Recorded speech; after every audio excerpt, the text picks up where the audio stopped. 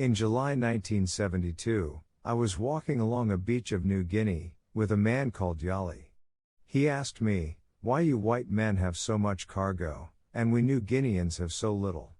New Guineans use the word cargo to describe the material goods brought to their country by Westerners. His question was simply about the roots of inequality around the world. He wanted to know why some countries are wealthier than others. The immediate explanations were already clear. Europeans developed guns, germs, and steel before other parts of the world did. But that doesn't fully answer his question. The point is, how they developed these advantages in the first place. Why was it Europe that first gained access to military power, lethal diseases, and advanced technologies? I had no idea what that answer was. Since then, I have worked on this question for 25 years, and now I think I know the answer. Probably the most familiar explanation is that the inequality is the result of biological differences between races. Europeans who colonized New Guinea in the 19th century believed that the power and wealth were determined by race. They thought they were genetically superior to local New Guineans. To them, it was natural that Europeans were culturally more advanced than native population, simply because they were more intelligent. But this answer is not just arrogant, but it is also wrong.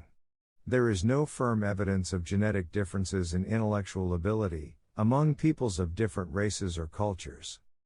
If there is no genetic difference in our ability between races, why did some cultures develop faster than others? The answer, I believe, is geography. Some parts of the world have had more suitable environment for prosperity. Geography determined the fate of human societies. So, if New Guineans had enjoyed the same geographic advantages as Europeans, they would have been the ones to invent guns, steam engines, and the internet. Human history is as long as several million years, and most of the time, our ancestors had lived as hunter-gatherers. They made their living by running across savanna to hunt wild animals, and walking through the woods to gather wild food plants. Around 10,000 years ago, some people began domesticating plants and animals. Agriculture was a very recent phenomenon. The transition to farming was clearly a decisive turning point in human history. There were only a few parts of the ancient world that developed farming independently, and in most places where farming began, a large advanced civilization emerged. How did agriculture bring civilization? Farming made it possible to feed far more people, with far less land. Therefore, human population became larger and denser. Large and dense population is necessary for centralized government, military power, effective network of cooperation, and the evolution of infectious diseases. Farming also produces extra food surplus, with which some people don't have to work for getting food. They can spend their time on specializing advanced technologies, like metal working and manufacturing. If farming is so useful, why did only few ancient societies choose to do it? Well, actually they didn't have a choice. For agriculture to be the basis for technological development, it has to be an efficient way of producing food. And for agriculture to be efficient, you need to have productive plants and animals. There were only few species of wild plants and animals suitable for domestication, and they were distributed unequally around the world. Rice originated from a southwest part of China. Wheat and barley were growing wild in the Fertile Crescent in the Middle East. The Eurasian continent were blessed with the most productive and nutritious plant species. Eurasia also had the best animals for farming. There are nearly 2 million known species of wild animals, but the vast majority have never been farmed, because they don't meet the requirements for domestication. For example, carnivores such as lions are not suited, because you have to grow other animals just to feed them. They also have to be social animals and get along with humans, so that humans can easily control them.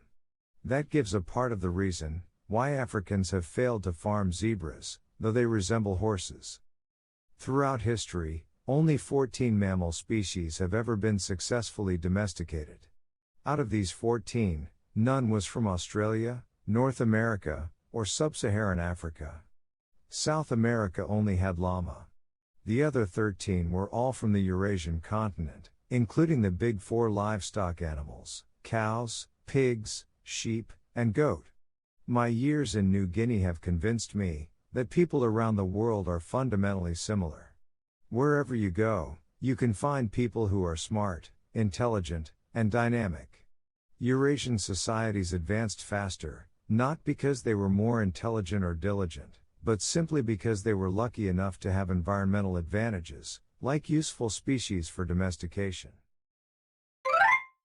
The roots of inequality around the globe will eventually come down to geographic luck. People living in the Eurasian continent were geographically blessed in two ways.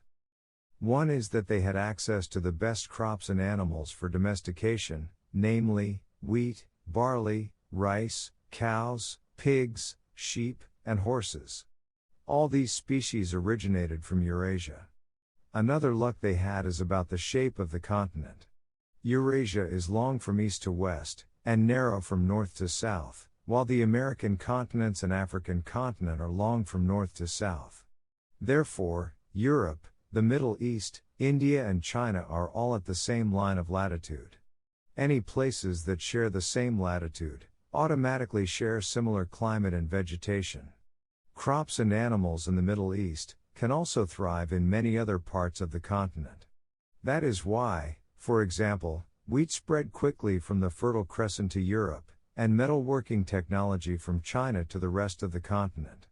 On the other hand, the journey from one end of the America to the other is a journey from north to south, a journey through different climate zones and vegetation. These differences prevented the spread of crops and animals, as well as people, ideas, and technologies. The next question is, why it was Europe, and not China or the Middle East? Most of the useful plants and animals came from the Middle East. But because the environment was very fragile, they couldn't sustain continuous intensive farming. China was almost always ruled by a single unified authority, while Europe have been divided by a lot of states competing to each other. Unlike China, European land is separated by high mountains and intricate coastlines, making it difficult to be unified. This diversity and competition are what gave Europe a head start. Geography shapes the course of history. On a broad scale, where you live determines who you are.